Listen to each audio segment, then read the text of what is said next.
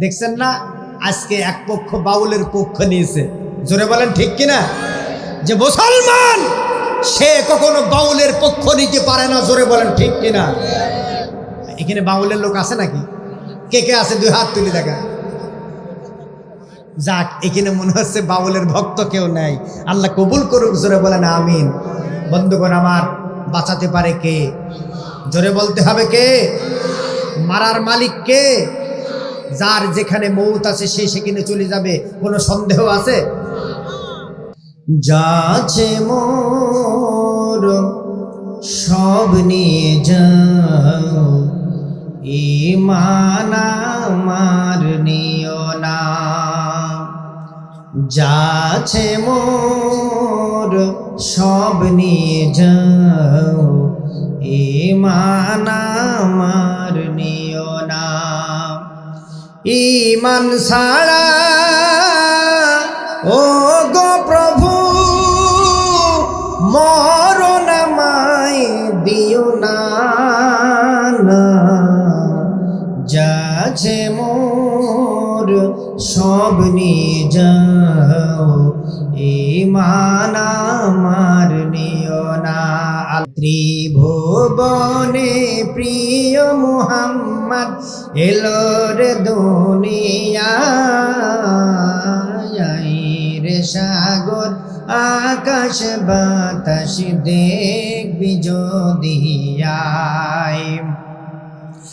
ধুলির ধরা বেহেশতে আজ জয় করিল দিল রে লাজ। আজকে খুশির ঢল নেমেছে ধূসর সাহারায় রে সাগর আকাশ বাতাস দেখবি যদি আয়। হযরত সুলাইমান আলাইহিস সালাম মন্ত্রী পরিষদ নিয়ে বৈঠক করছেন। ঠিক এমত অবস্থায় মালাকুল মাউত সুলাইমানের সঙ্গে দেখা করতে আসলো। সুলাইমানের সঙ্গে রূপ চেঞ্জ করে পরিবর্তন করে দেখা করে কথাবার্তা সেরে মালাকুল মাউত চলে যাচ্ছে। যাওয়ার সময় সুলাইমানের একটা মন্ত্রীর দিকে একেবারে মোটা চোখে আর চোখে তাকিয়েছে। আচ্ছা বলেন, আর চোখে তাকানো ভালো না খারাপ? আর চোখে তাকিয়েছে সুলাইমানের মন্ত্রীর দিকে। সুলাইমানের মন্ত্রীর ভিতরে ভয় ঢুকে গেল তার তাকানো দেখে। চলে যাওয়ার পর মালাকুল মউত চলে যাওয়ার পরে সুলাইমানের মন্ত্রী সুলাইমানের কাছে এসে বলছে, হে আল্লাহর পয়গম্বর সুলাইমান, কিছুক্ষণ পূর্বে আপনার দরবারে যেই লোকটি এসেছিল তার পরিচয় কি? হযরত সুলাইমান বললেন, তার পরিচয় নেওয়ার দরকার নেই, তোমার ভয়ের কোনো কারণ নেই। হযরত সুলাইমানের মন্ত্রী বলল, না আল্লাহর পয়গম্বর, তার তাকানোর ভিতরে আমার ভিতরে আতঙ্ক কাজ করছে, ভয় লেগেছে। আমি আর আপনার দরবারে আমার আর থাকতে মন চাচ্ছে না, আমার ভিতরে ভয় ঢুকে গিয়েছে। আমি আর আপনার দরবারে থাকবো না, আপনি আমাকে এমন দূরে কোথাও রেখে আসেন যেই জায়গায় গেলে পরে সুলাইমানের আপনার ওই ব্যক্তির সাথে আর দেখা হবে না। হযরত সুলাইমান বলল, তোমার চিন্তার কোনো কারণ নাই, ভয়ের কোনো কারণ নাই, দুনিয়ার কোনো সাধারণ মানুষ নয়। মন্ত্রী বলল, না না না, তার তাকানোর ভিতরে আমার কলিজার ভিতরে ভয় ঢুকে গিয়েছে। আপনি আমাকে এমন দূরে কোথাও রেখে আসেন যাতে করে ওই লোকটির সাথে আমার আর কোনোদিন সাক্ষাৎ না হয়। হযরত সুলাইমান तमाम পৃথিবীর বাদশা ছিলেন। বাতাসকে বললেন, হে বাতাস থাম। বাতাস থেমে গেল। বাতাসকে বললেন, 3 মিনিটের ভিতরে আমার এই মন্ত্রীকে উড়িয়ে নিয়ে শাম দেশে বিশাল একটা বাগান আছে, জঙ্গল আছে, ওই জঙ্গলের মাঝখানে আমার এই মন্ত্রীকে রেখে আসো। সুলাইমানের কথা মতো বাতাস 3 মিনিটের ভিতরে উড়িয়ে নিয়ে বিশাল জঙ্গলের মাঝখানে সুলাইমানের মন্ত্রীকে জঙ্গলের মাঝখানে দাঁড় করিয়ে দিয়েছে। সুলাইমানের মন্ত্রী জঙ্গলের মাঝখানে দাঁড়িয়ে দেখে যার ভয়ে রাজপ্রাসাদ ছেড়ে জঙ্গলে চলে এসেছে ওই লোকটি তার আগেই ওই জঙ্গলে গিয়ে হাজির হয়ে বসে আছে। মন্ত্রী বলল, হে আল্লাহর গোলাম, আমি তো তোমার ভয়ে সুলাইমানের রাজপ্রাসাদ ছেড়ে এই জঙ্গলে চলে আসলাম, তুমি আমার আগে এই জঙ্গলে কিভাবে আসলে? লোকটি বলল, হে আল্লাহর বান্দা মন্ত্রী, তুমি তো অবাক হয়েছো আমি তোমার আগে এই জঙ্গলে কিভাবে আসলাম। আর আমি অবাক হয়েছি তোমার মৃত্যু এই জঙ্গলে, জঙ্গলের মাঝখানে আল্লাহ রাব্বুল আলামিন লিখে রেখেছে। আমি তো অবাক হয়েছি তুমি এই জঙ্গলে তুমি এখনই এত তাড়াতাড়ি কিভাবে আসলে। এই জন্য কবি বলেছে, হায়াত লেখা কপালে মৌত লেখা পায়, যার যেখানে মৌত আছে পায়ে হেঁটে যায়। বন্ধুগণ আমার, হযরত সুলাইমানের মন্ত্রী লোকটির পরিচয় বলল, তোমার পরিচয় কি? বলল, আমার দুনিয়ায় পরিচয় হলো আমি প্রত্যেকটি মানুষের দরজায় একবার করে যাই, আমি হলাম মালাকুল মউত, জান কবজকারী ফেরেশতা। এই কথা শোনার সঙ্গে সঙ্গে মন্ত্রী থরথর করে কাঁপতে শুরু করেছে। বলল, মন্ত্রী, ও মন্ত্রী তখন বলা শুরু করেছে, ভাই আজরাইল, আমি তোমার কাছে জোড়হাত করি, ক্ষমা চাই, আমাকে কয়েকটা মিনিটের জন্য সুযোগ দাও, আমি আমার স্ত্রীর সঙ্গে বিদায় নিয়ে আসি, ছেলেদের সঙ্গে দেখা করে আসি। আপনারা বলেন তো আর সময় দেয়া হবে নাকি?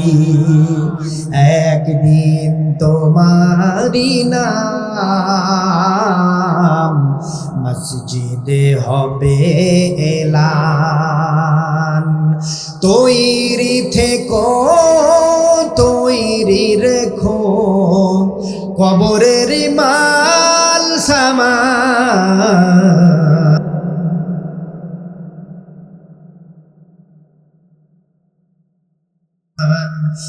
একদিন তোমারি নাম মসজিদে হবে এলান, একদিন তোমারি নাম মসজিদে হবে এলান। বলেন হবে না? হবে না? জোরে বলতে হবে, হবে না? হবে না? দুনিয়ায় থাকতে পারবো না বন্ধুগণ আমার। এই জন্য আমরা আজকে কোরআনের আলোচনা এসেছি। আল্লাহ পাক যেন আজকের আলোচনা আমাদের জীবনে আমল করার তৌফিক দান করে। জোরে বলেন আমিন। আরো জোরে বলেন আমিন। বন্ধুগণ আমার, আমরা কোরআনের আলোচনা করব। যে কথা বলছিলাম, তাইলে বাঁচানোর মালিক কে? হায়াতের মালিক কে? আল্লাহ পাক বললেন, কুল ইন্নাল মাউতাল্লাযী তাফিররুনা মিনহু ফাইন্নাহু মুলাকীকুম। আল্লাহ পাক বলছেন যে মৃত্যুর হাত থেকে নবী হে আপনি বলে দিন, আপনার উম্মতরা মৃত্যুর জঙ্গল থেকে পালানোর চেষ্টা করে, কিন্তু সে পালাতে পারবে না। ফাইন্নাহু মুলাকীকুম, যখন মৃত্যুর সময় এসে যাবে মালাকুত তার সাথে মোলাকাত করবে। বলেন, মোলাকাত সামনে হয় না পিছনে হয়? সামনে সামনে মৃত্যুর দূতের সাথে আমার আপনার মোলাকাত হয়ে যাবে। বলেন, জীবন নাশ হওয়ার আগে, মৃত্যু আসার আগে আমাদের কোরআনের পথে চলার দরকার আছে না নাই? জোরে বলতে হবে, আছে না নাই? আসুন আমরা এই কোরআন থেকে আলোচনা শুনবো। আমার সাথে সবাই তেলাওয়াত করেন। আউযু বিল্লাহি মিনাশ শাইতানির রাজিম। বিসমিল্লাহির রহমানির রহিম। কুল ইন কুনতুম তুহিব্বুনাল্লাহা ফাত্তাবিউনি ইউহিব্বুকুমুল্লাহ ওয়া ইয়াগফির লাকুম যুনুবাকুম আল্লাহু গফুরুর রহিম।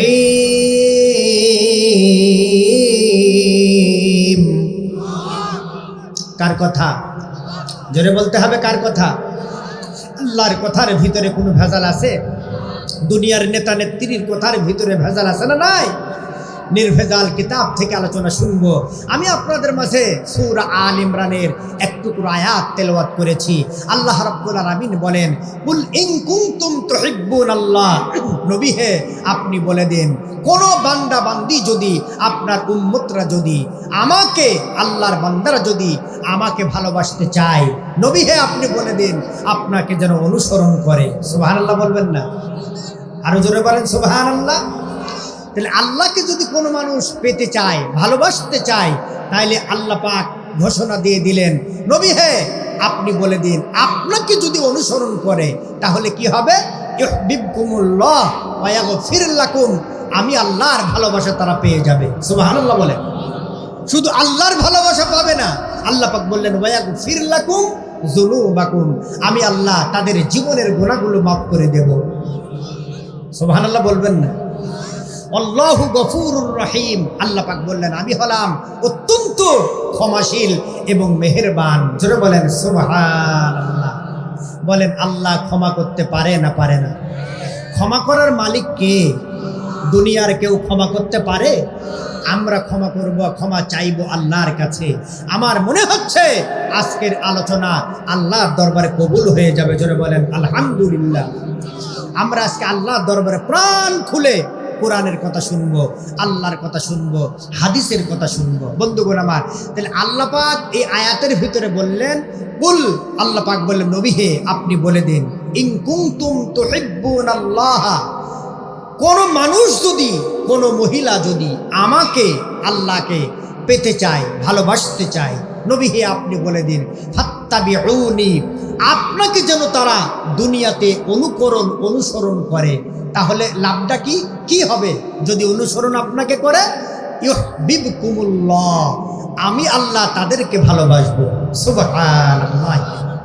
তারপরে কি হবে? ওয়া ইয়াগফির লাকুম যুনুবাকুম, আমি আল্লাহ ওই বান্দা বান্দির জীবনের সমস্ত গুনাহ আল্লাহ মাফ করে দেব। তাহলে দুইটা জিনিস পাবো, একটা হচ্ছে আল্লাহর ভালোবাসা পাবো, আর জীবনের গুনাহগুলো মাফ হয়ে যাবে। আমাদের জীবনে গুনাহ আছে না নাই? জোরে বলেন আছে না নাই? লজ্জা লাগছে বলতে? গুনাহ করার সময় তো লজ্জা লাগে না? বলেন আমরা গুনাহগার, বলেন আমরা গুনাহগার। গুনার স্বীকৃতি দেবেন। আল্লাহর নবী বলেছেন কোনো বান্দা বান্দি যদি গুনার স্বীকৃতি দিয়ে আল্লাহর কাছে কাঁদে, আল্লাহ রাব্বুল আলামিন তার জীবনের গুনাহগুলো মাফ করে দেয় সঙ্গে সঙ্গে। জোরে বলেন সুবহানাল্লাহ। তাহলে আল্লাহ রাব্বুল আলামিন বললেন অবশ্যই আল্লাহর ভালোবাসা সবাই পেতে চায়। দুনিয়াতে যারা বেনামাজি, নামাজ পড়ে না, তারাও আল্লাহর ভালোবাসা পেতে চায়। চায় না? চায় না? যারা গাঞ্জা খায়, দেখবেন সিদ্ধি খায়, গাঞ্জা খায়, গোসল করে না, 1 মাস 2 মাস চুলে জট বেঁধে গিয়েছে, এদেরকেও যদি বলেন তোমরা আল্লাহকে ভালোবাসো না বাসো না, তারাও বলবে আল্লাহকে ভালোবাসতে চাই, আল্লাহর ভালোবাসা পেতে চাই। বলে না? বলে না? তারাও আল্লাহর ভালোবাসা পেতে চায়। যে সমস্ত মহিলারা নাচ গান করে, ডিজিটাল কায়দায় পর্দা করে না, কুশিতা করে না, এরাও আল্লাহর ভালোবাসা পেতে চায়। চায় না? চায় না? যারা নর্তকী, গান করে, এরাও আল্লাহর ভালোবাসা পেতে চায়।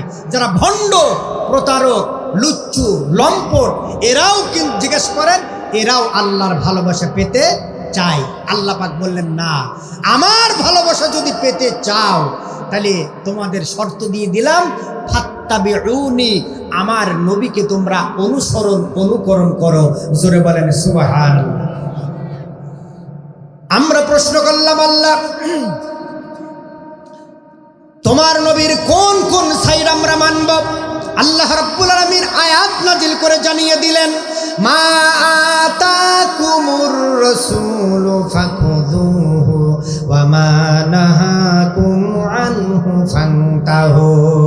আল্লাহ রাব্বুল আলামিন বলেন হে পৃথিবীর মানুষেরা শোনো, তোমরা আমার নবীকে অনুসরণ করতে চাও, অনুকরণ করতে চাও, আমি আল্লাহ তোমাদেরকে বলে দিলাম আমার নবী জিন্দেগিতে যা করেছে তোমরা সেগুলা করো, আমার নবী জিন্দেগিতে যা নিষেধ করেছে সেগুলা তোমরা ছেড়ে দাও।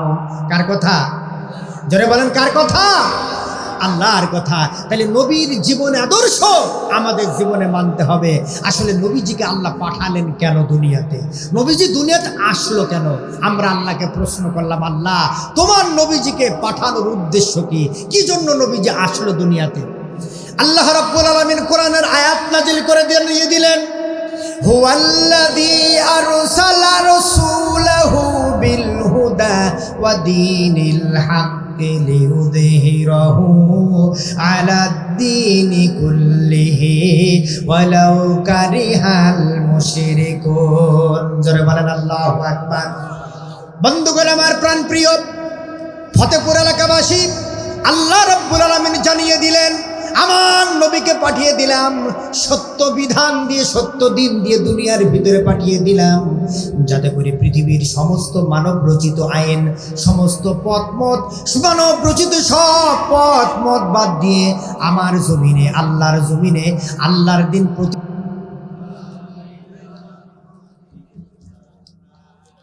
লা ইলাহা ইল্লাল্লাহ, জোরে লা ইলাহা,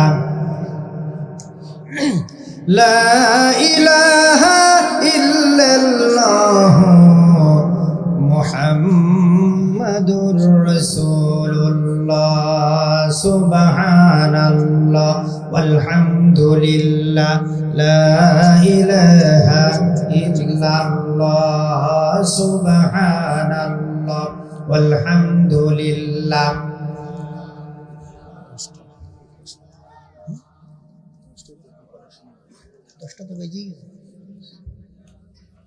লা ইলাহা ইল্লাল্লাহ, সুবহানাল্লাহ ওয়ালহামদুলিল্লাহ, লা ইলাহা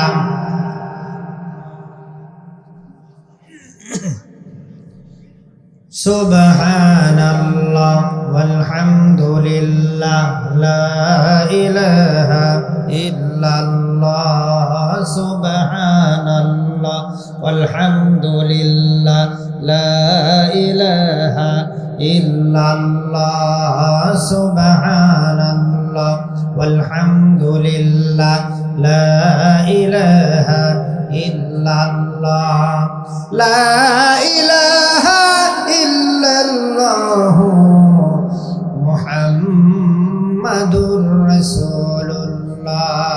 আসমানে আল্লাহ, জমিনে আল্লাহ, বলেন বলেন, আসমানে আল্লাহ, জমিনে আল্লাহ, সাগরে আল্লাহ, পাহাড়ে আল্লাহ, লা ইলাহা ইল্লাল্লাহ, জোরে লা ইলাহা,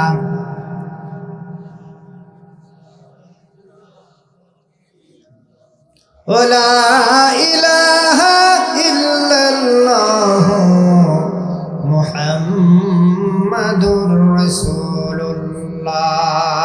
যে কথা বলছিলাম, আমি আলোচনা করছিলাম কুরআনুল কারীমের সূরা আল ইমরানের একটি আয়াত আপনাদের মাঝে তেলাওয়াত করেছি, যার আলোকে আলোচনা করছিলাম।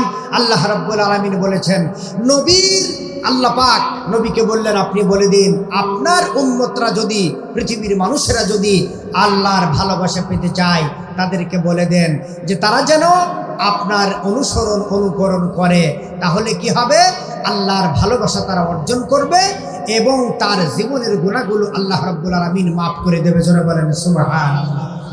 আমরা আমাদের জীবনের গুনাহ মাফ করাতে চাই না? চাই না? জোরে বলেন, চাই না? চাই না? তাহলে জীবনের যদি গুনাহ মাফ করতে হয়, নবীকে অনুসরণ করার দরকার আছে না নাই? জোরে বলতে হবে, আছে না নাই? বন্ধুগণ আমার, বিশ্ব নবীর অনুকরণ করতে হবে, অনুসরণ করতে হবে। তাইলে আমাদের জীবনে আল্লাহ নবীর আদর্শ কতটা গুরুত্ব আল্লাহ রাব্বুল আলামিন স্বয়ং কুরআনুল কারীমে তার বক্তব্য তুলে ধরেছেন। আমার ভালোবাসা পেতে হলে নবীর মহব্বত তোমাদের অন্তরের ভিতরে জাগ্রত করতে হবে। আমাদের অন্তরের ভিতরে বিশ্ব নবীর মহব্বত অন্তরে পয়দা করতে হবে। ছেলের চাইতে লা ইউমিনু আহাদুকুম হাত্তা আকুনা আহাব্বা ইলাইয়া, আল্লাহ পাক বললেন যতক্ষণ না পর্যন্ত ততক্ষণ তোমরা মুমিন বান্দা হতে পারবে না, মুমিন বান্দি হতে পারবে না। যতক্ষণ পর্যন্ত আল্লাহ পাক বললেন, যতক্ষণ পর্যন্ত আল্লাহ নবী বলেছেন তোমাদের ছেলের চাইতে, তোমাদের মেয়ের চাইতে, তোমাদের পরিবারের চাইতে, সম্পদের চাইতে, এমনকি তোমাদের জীবনের চাইতে আমার নবীর মহব্বত তোমাদের অন্তরের ভিতরে না থাকবে, ততক্ষণ পর্যন্ত তোমরা কখনোই মুমিন বান্দা হতে পারবে না। তাহলে মুমিন বান্দার শর্ত হচ্ছে বিশ্ব নবীর মহব্বত অন্তরের ভিতরে থাকতে হবে, কলিজার ভিতরে নবীর মহব্বত অন্তরে থাকতে হবে। নবীর মহব্বত যদি অন্তরে না থাকে, তাহলে পারে কিন্তু আমরা বিশ্ব নবীর সামনে কিন্তু দাঁড়াতে পারবো না। যখন কিয়ামতের ময়দানে বিশ্ব নবী ফুলসিরাতের ঘাটের কাছে আল্লাহর নবীকে পাওয়া যাবে, হাসরের মাঠে বিশ্ব নবীকে পাওয়া যাবে, আল্লাহর নবীকে পাওয়া যাবে হাসরের মাঠে জাহান্নামের গেটের কাছে, জাহান্নামের দরজার কাছে নবী আমার দাঁড়িয়ে থাকবে। মিজানের পাল্লার কাছে নবীকে পাওয়া যাবে। যেখানে যেখানে উম্মত বিপদে পড়ার সম্ভাবনা আছে নবীজিকে সেখানে সেখানে পাওয়া যাবে। তাহলে যদি নবীর মহব্বত অন্তরে না থাকে আল্লাহর নবীর সামনে যাওয়া যাবে না, দুনিয়াতে নবীকে নেতা বানাতে হবে। তাহলে কিয়ামতে আল্লাহর নবীর সুপারিশ পাওয়া যাবে। জোরে বলেন ঠিক কিনা? আল্লাহ রাব্বুল আলামিন বলেছেন, ইয়াউমা নাদউ কুল্লে উনাসিম বিইমামিহিম। কাল কিয়ামতের ময়দানে কোনো মানুষকে একা একা ডাকা হবে না, নেতা সহকারে ডাকা হবে। নেতা যাবে সামনে, কর্মী যাবে পিছনে। আপনি যদি দুনিয়াতে ভাবির দল করেন, ভাবি যাবে সামনে, আপনি যাবেন পিছনে। আপনি যদি দুনিয়াতে আপার দল করেন, আপা যাবে সামনে, আপনি যাবেন পিছনে। আপনি যদি দুনিয়াতে চাচার দল করেন, চাচা যাবে সামনে, আপনি যাবেন পিছনে। আপনি যদি দুনিয়াতে হুজুরের দল করেন, হুজুর যাবে সামনে, আপনি যাবেন পিছনে। জোরে বলেন ঠিক কিনা? তাহলে একা একা ডাকা হবে না, নেতা সহকারে ডাকা হবে। নেতা যাবে সামনে, আপনি যাবেন পিছনে। দুনিয়াতে যদি আপনি বাউলের ভক্ত হন, মান তাশাব্বাহা বিকওমিন ফাহুয়া মিনহুম, যার সাথে যার মহব্বত তার সাথে তার কিয়ামত হবে। জোরে বলেন ঠিক কিনা?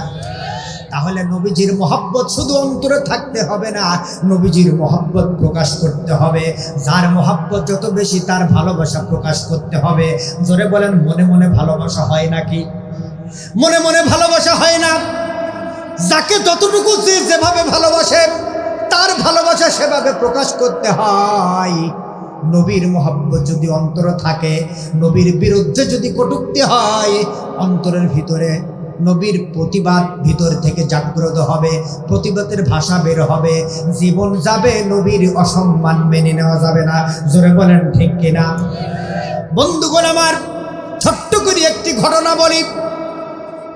হযরত আমরুল ইবনে আস মিশরের গভর্নর নিযুক্ত হলেন। সুন্দরভাবে মিশর চলছে, কোনো ঝামেলা নেই। হঠাৎ ইহুদিদের ভিতরে কানাঘুষা শুরু হয়ে গেল। রাতের আধারে ঈসা নবীর মূর্তির নাক কে যেন কেটে নিয়ে গিয়েছে। ঈসা নবীর মূর্তির নাক কে যেন ভেঙে ফেলেছে। রাতের অন্ধকারে কে যেন ঈসা নবীর মূর্তির নাক ভেঙে দিয়েছে। মিশরের চৌরাস্তার মোড়ে আল্লাহর নবী ঈসা পয়গম্বরের একটা বিশাল মূর্তি ছিল, সেই মূর্তির নাক কে যেন রাতের অন্ধকারে ভেঙে নিয়েছে। ইহুদিদের ভিতরে ক্ষোভ তৈরি হলো, অসন্তোষ তৈরি হলো। মনে মনে চিন্তা করলো, আমাদের নবীর মূর্তির নাক কে ভেঙেছে। আমরুল ইবনে আসের কাছে অভিযোগ নিয়ে গেল। আমরুল ইবনে আসের কাছে বলল, তোমাদের মুসলমানদের ভিতরে কেউ হয়তো আমাদের ঈসা নবীর মূর্তির নাক ভেঙে দিয়েছে, এর আমরা প্রতিশোধ নিতে চাই। হযরত আমরুল ইবনে আস বলল, তোমরা কি দেখেছো নাকি মুসলমান এই নাক ভেঙেছে? ও ইহুদি সম্প্রদায়, খ্রিস্টানেরা শোনো, আমরা ঈসা নবীকে সম্মান করি। আমাদের ইসলাম শিক্ষা দিয়েছে শুধু আমাদের নবী নয়, কিয়ামত পর্যন্ত যত নবী এসেছে প্রত্যেকটা নবীর উপরেই আমরা মুসলমান ঈমান রাখি। জোরে বলেন ঠিক কিনা? বন্ধুগণ আমার, আমানতু বিল্লাহি ওয়া মালাইকাতিহি ওয়া কুতুবিহি ওয়া রাসূলিহি, প্রত্যেকটা নবীর উপরে আমরা ঈমান রাখি। যত নবী দুনিয়াতে এসেছে প্রত্যেকটা নবীর উপরে আমরা ঈমান রাখি। মুসলমান কখনো তোমাদের মূর্তির, ঈসা নবীর মূর্তির নাক ভাঙতে পারে না। বলল, না না না, মুসলমানরাই ভেঙেছে। হযরত আমরুল ইবনে আস বলল, তাহলে তোমরা কি করতে চাও? আমি তোমাদের টাকা দিচ্ছি, রাষ্ট্রীয় কোষাগার থেকে তোমাদের টাকা দিই, তোমরা ওরকম একটা সুন্দর মূর্তি আবার নতুন করে ঈসা নবীর মূর্তি তোমরা চৌরাস্তার মোড়ে নতুন করে মূর্তি নির্মাণ করো, যা খরচ হয় আমি দিয়ে দেব। তারা বলল, না না না, আমরা খরচ মানব না, আমরা নাকের বদলে নাক আমরা প্রতিশোধ নিতে চাই। হযরত ওমরের জামানা, আমরুল ইবনে আস খলিফা, মিশরের গভর্নর নিযুক্ত হয়ে আছেন। তিনি বললেন, তোমরা নাকের বদলে নাক চাও? বলল, হ্যাঁ। তাহলে কি করতে চাও? খ্রিস্টানরা বলল, আমরা তোমাদের নবী মুহাম্মদুর রাসূলুল্লাহ সাল্লাল্লাহু আলাইহি ওয়াসাল্লামের একটা মূর্তি আমরা নির্মাণ করব। তোমাদের নবীর একটা মূর্তি নির্মাণ করে তোমাদের নবীর নাকটা আমরা কেটে নেব। জোরে বলেন নাউজুবিল্লাহ। হযরত আমরুল ইবনে আস বলল, হ্যাঁ খ্রিস্টানেরা শুনে নাও, তোমরা যদি নাকের বদলে নাক চাও তাহলে আমাদের নবী তো ইন্তেকাল করেছেন, নবীর নাক তোমরা কেটে নিয়ে তোমাদের লাভটা কি হবে? তোমাদের নবী ঈসা নবীর নাকটা কাটা হয়ে, একটু জিকির করেন লা ইলাহা, পানি পানি কই,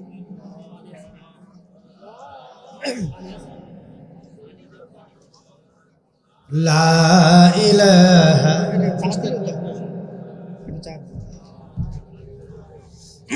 ইল্লাল্লাহ, লা ইলাহা ইল্লাল্লাহ, জোরে লা,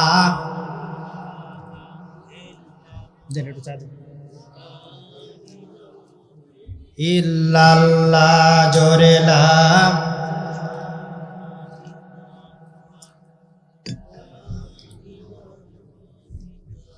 লা ইলাহা ইল্লাল্লাহ মুহাম্মাদুর রাসূলুল্লাহ। বলেন সাল্লাল্লাহু। বন্ধুগণ আমার, ভালো করে খেয়াল করেন মা বোনেরা আমার, বিশ্ব নবীর মহব্বত অন্তরে কিভাবে রাখতে হয়। হযরত আমরুল ইবনে আস বলল, তোমরা আমাদের নবীর, মৃত নবীর নাক কেটে তোমাদের লাভ কি হবে? বলল, আমরা নাকের বদলে নাক প্রতিশোধ নিতে চাই। হযরত আমরুল ইবনে আস বলল, তাহলে তোমরা যদি নাকের বদলে নাক নিতে চাও, আমি আমরুল ইবনে আসের নাকটা তোমরা কেটে নাও। জোরে বলেন সুবহানাল্লাহ।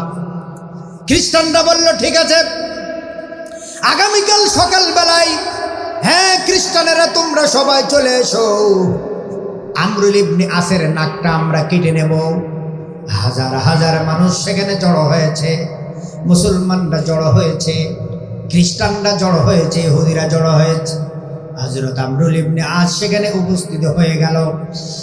মুসলমানরা চোখের পানি ছেড়ে দিয়ে কান্না আরম্ভ করে দিল, হারে আমাদের গভর্নর আমরুল ইবনে আসের নাকটা কাটা যাবে।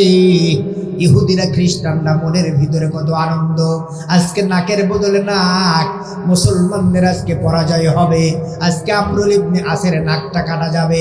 এই চিন্তা করে জল্লাদকে আদেশ করলো, হে জল্লাদ, যাও যাও তার নাকটা কেটে নাও। জল্লাদ খোলা তরবারি নিয়ে আস্তে আস্তে আমরুল ইবনে আসের দিকে এগিয়ে যায়। হযরত আমরুল ইবনে আসের চোখের ভিতরে পানি দেখা যায়। খ্রিস্টানরা বলল, ও আমরুল ইবনে আস, তুমি না মুসলমানদের গভর্নর, তোমার চোখে পানি, তার মানে বুঝতে পেরেছি তুমি তোমার জীবনের মায়ায় চোখের পানির ভিনিয়ে এসেছো। চোখের পানি তোমার এসেছে জীবনের মায়ায়, নবীর মোহাব্বত তোমার অন্তরের ভিতরে নাই। হযরত আমরুল ইবনে আস বলল, হ্যাঁ খ্রিস্টানেরা শোনো, আমার চোখের ভিতরে পানি আসার কারণ হলো, কাল কিয়ামতের ময়দানে অসংখ্য মানুষ গলা কাটা নিয়ে, মাথা কাটা নিয়ে, হাত কাটা নিয়ে, পা কাটা নিয়ে জিহাদ করতে গিয়ে ইসলামের জন্য নবীর মহব্বতে মাথা দিয়ে দিয়েছে, কল্লা দিয়েছে, অনেকে হাত দিয়েছে, অনেকেই পা দিয়েছে। তারা আল্লাহ নবীর সামনে দাঁড়াবে কাটা মাথা নিয়ে, হাত কাটা নিয়ে, পা কাটা নিয়ে তারা বিশ্ব নবীর সামনে দাঁড়িয়ে যাবে। সেই তুলনায় আমরুল ইবনে আস শুধুমাত্র একটা নাক কাটা নিয়ে নবীর সামনে দাঁড়াবে। তাদের তুলনায় তো আমরুল ইবনে আসের নাকটা কিছুই নয়। আমি কাজে আমার জীবনটা যদি ইসলামের জন্য, নবীর মহব্বতে জীবনটা উৎসর্গ করতে পারতাম, কতই না ভালো হতো। এই দুঃখ চিন্তা করে আমি আমার জীবনটা যদি দিতে পারতাম, জীবন না দিতে পারার কারণে আমার চোখের ভিতরে পানি এসেছে। এই কথা শুনে খ্রিস্টান দলপতি রাগান্বিত হয়ে গেল, বলল, হ্যাঁ সঙ্গে সঙ্গে তার নাকটা কেটে দেওয়া হোক। জল্লাদ যখন তার নাকের কাছে চলে গিয়েছে, খ্রিস্টানদের হাজার হাজার মানুষের ভিতর থেকে খ্রিস্টানের এক পাদ্রী বলল, দাঁড়াও দাঁড়াও দাঁড়াও দাঁড়াও, মুসলমানের সেনাপতির নাকটা কেটো না। এই যে দেখো, আমি রাতের আধারে আমার নবী ঈসা নবীর নাকটা আমি কেটে নিয়েছিলাম মুসলমানদের নবীর ইজ্জত হারানোর জন্য, ইজ্জতকে নষ্ট করার জন্য এই যে নাক কেটে নিয়েছিলাম। যেই নাকের বদলে আজকে মুসলমানদের গভর্নর তাজা মানুষ তার নাকটা দিয়ে দিতে চায়, তাদের সাথে আর যুদ্ধ করার দরকার নাই। আমি খ্রিস্টান পাদ্রী হয়ে এখানে ইসলাম গ্রহণ করার ঘোষণা দিলাম। জোরে বলেন সুবহানাল্লাহ। শুধু খ্রিস্টান পাদ্রী নয়, কিতাবের ভিতরে পড়েছি ওখানে প্রায় 50,000 খ্রিস্টান ইহুদি আমর ইবনে আসের হাতে হাত দিয়ে সবাই সেদিন কালেমা পড়ে নিয়েছিল, লা ইলাহা ইল্লাল্লাহু মুহাম্মাদুর রাসূলুল্লাহ। বলেন তো নবীর মোহাব্বত দরকার আছে না নাই? নবীর রোজা শরীফ দেখে মন ভরে না, নবীর রোজা শরীফ দেখে মন ভরে না, দিদার দাও গো শাহে মদিনা, দিদার দাও গো শাহে মদিনা। পৃথিবীর যতখানে যত গিয়েছি কম বেশি দুঃখ তো পেয়েছি, রোজাতে গেলে মদিনাতে গেলে দুঃখ থাকে না, দিদার দাও গো শাহে মদিনা, দিদার দাও গো শাহে মদিনা। নবীর রোজা শরীফ দেখে মন ভরে না, নবীর রোজা শরীফ দেখে মন ভরে না, দিদার দাও গো শাহে মদিনা, দিদার দাও গো শাহে মদিনা। আল্লাহুম্মা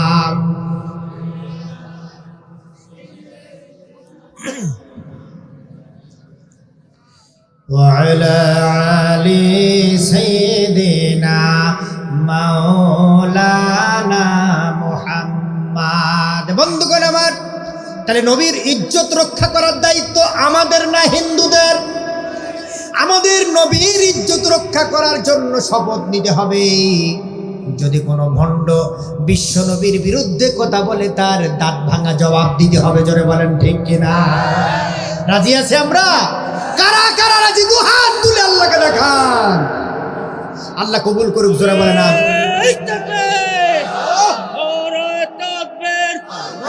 আল কুরআনের আলো ঘরে ঘরে চলো, কুরআন আছে যেখানে, কুরআন নাই যেখানে, নারায়ে তাকবীর। আল্লাহ কবুল করুক। জোরে বলেন আমিন। তাহলে বলছিলাম বিশ্বনবীর মোহাব্বত।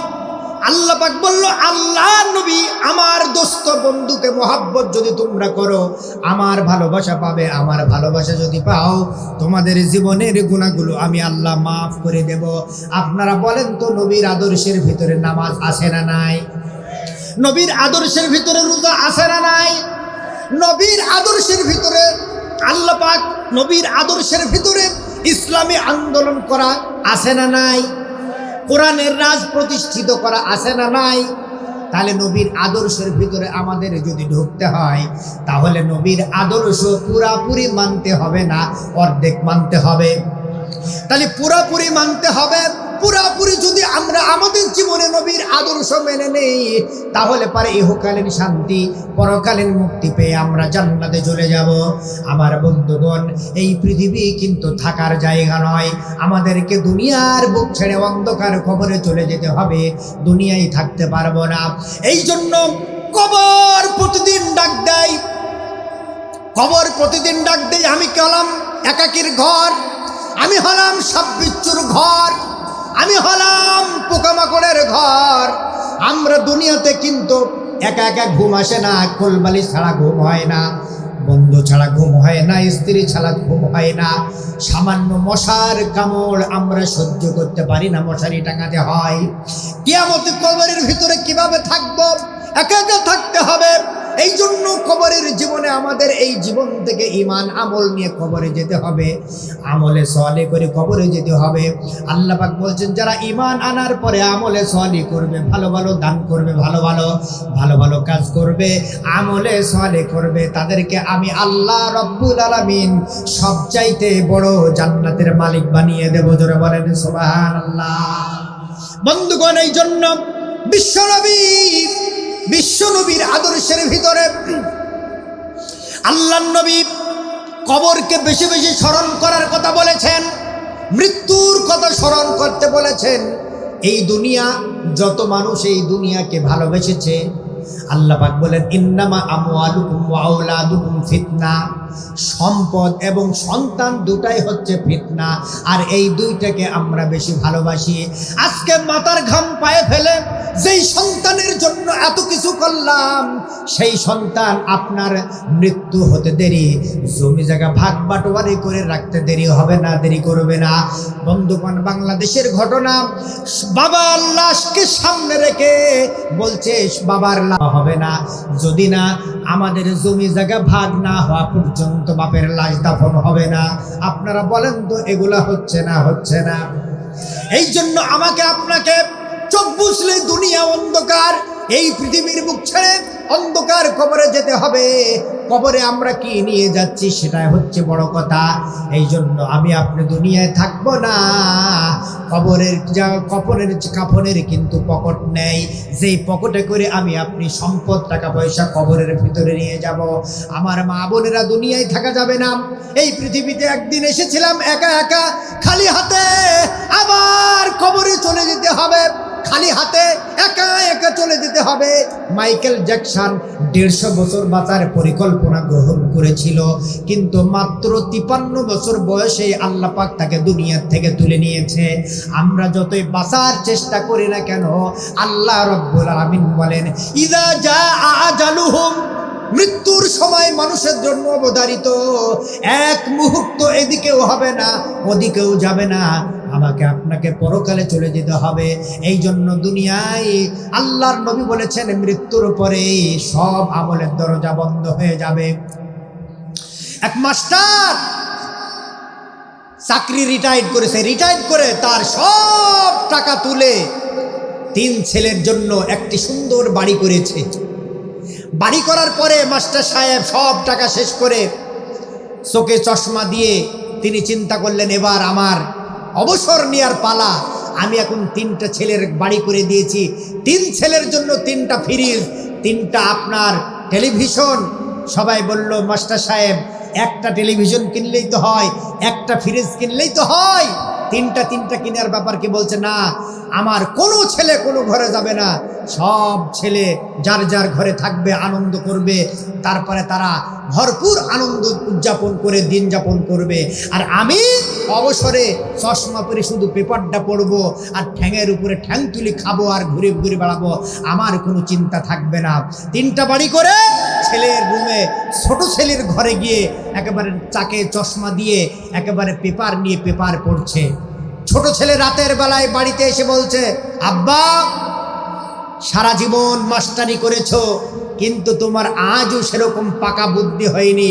এখন আমার বন্ধু নিয়ে আমি এখন হিন্দি নাটক দেখব, তুমি আমার ঘর থেকে বের হও। মাস্টার সাহেব ছোট ছেলের ঘর থেকে বের হয়ে গিয়ে এবার গেল কোথায়? মেজি ছেলের ঘরে গিয়ে পেপার পড়া শুরু করেছে। মেজি ছেলে বাহির থেকে গিয়ে বলছে আব্বা, মাস্টারি করেছো, এখনো বুদ্ধি সেরকম হয়নি, আমার শ্বশুর শাশুড়ির আত্মীয় স্বজন আসবে, তাড়াতাড়ি ঘর থেকে বের হও। মাস্টার সাহেব চিন্তা করলো কাকে দিলাম বাড়ি রে, কাকে দিলাম টেলিভিশন, কাকে দিলাম ফ্রিজ রে। মাস্টার সাহেব এবার বড় ছেলের ঘরে গিয়ে পেপার পড়ছে। বড় ছেলে ঘর থেকে বাড়ি থেকে এসে বলছে আব্বা, বুড়ো হয়ে গেছো, সেরকম সাধারণ জ্ঞান তোমার আজও হয়নি, তাড়াতাড়ি ঘর থেকে বের হও, আমি আর আমার বন্ধুদের নিয়ে এখন ঘরের ভিতরে তাস খেলা করব। আচ্ছা বলেন, মাস্টার মশাইয়ের আর কি ঘর আছে? জোরে বলেন আছে? আছে, ছাদ আছে, ছাদ। মাস্টার সাহেব বিকালবেলায় ছাদে গিয়ে পেপার পড়ছে। মাস্টার সাহেবের 3 ছেলে 1 মেয়ে। এবার মেয়েটি ছাদের উপরে গিয়ে বলছে আব্বা, সারা জীবন মাস্টারি করেছো, ঠিক মতো এখনো তোমার কমন সেন্স হয়নি। বিকালবেলায় আমার বান্ধবীরা আসবে, পালাও। মাস্টার সাহেব মনের দুঃখে আর বলেন, ঘর বাড়িকে আর আছে? আর আছে? আছে, রান্নাঘর আছে, রান্নাঘর। এখন রান্নাঘরের দরজায় গিয়ে পেপার পড়ছে। এবার মাস্টার সাহেবের স্ত্রী এসে, গিন্নি এসে বলছে, এই মিনসি, খেয়ে দেই কাজ পাও না? এখন তার মাল নেই, এখন আর কি নেই, আর কিছু নেই মাস্টারের। গিন্নি এসে বলছে, এই মিনসি, একে নাকি আমি এখন রান্না করব, পালাও। আচ্ছা বলেন, আর আছে? আর কিছু নেই। মাস্টার সাহেব বগলে পত্রিকাটা নিয়ে আস্তে আস্তে বাড়ির থেকে বের হয়ে পড়ল। একদিন মাটির ভিতরে হবে ঘরে মন আমার, কেন বাঁধো দালান ঘর। একদিন মাটির ভিতরে হবে ঘরে মন আমার, কেন বাঁধো দালান ঘর। মাস্টার সাহেব পেপার পড়তে পড়তে চোখের পানি ছেড়ে দিয়ে বাড়ি ছেড়ে পালাচ্ছে। গিয়ে সামনে, বাড়ির সামনে একটা ছোট্ট ব্রিজ আছে, ব্রিজে গিয়ে সন্ধ্যাবেলায় পেপারটা নিয়ে বসে আছে। ওখানে কিছু যুবক এসে বলছে, এই বুড়ো, আমরা এখানে বসে বসে এখন মদ খাবো, পালাও। আচ্ছা বলেন, আর কি জায়গা আছে? আর নেই। এই জন্য বন্ধুগণ, আমরা কার জন্য কি করছি দুনিয়ায়, সব কিছু ফেলে অন্ধকার কবরে চলে যেতে হবে। এই জন্য এই দুনিয়ার থেকে আপনি যতটুকু নিয়ে যেতে পারবেন, সব আমলের দরজা বন্ধ হয়ে যাবে। এই যে দেখেন, একটা মাদ্রাসা হয়েছে, আপনাদের প্রতিষ্ঠান, কেউ উঠবেন না আপনারা। আপনাদের প্রতিষ্ঠান আপনারা দেখেছেন। গত বছর আমি এসেছিলাম, গত বছরে এসে আমি চাটাইয়ের ঘরে বসেছিলাম। কিসের ঘর? চাটাইয়ের বেড়ায়, সেই ঘরে বসেছিলাম। এবার এসে আমার কলিজা ঠান্ডা হয়ে গিয়েছে। আপনাদের অবদান, আপনাদের অনুদানেই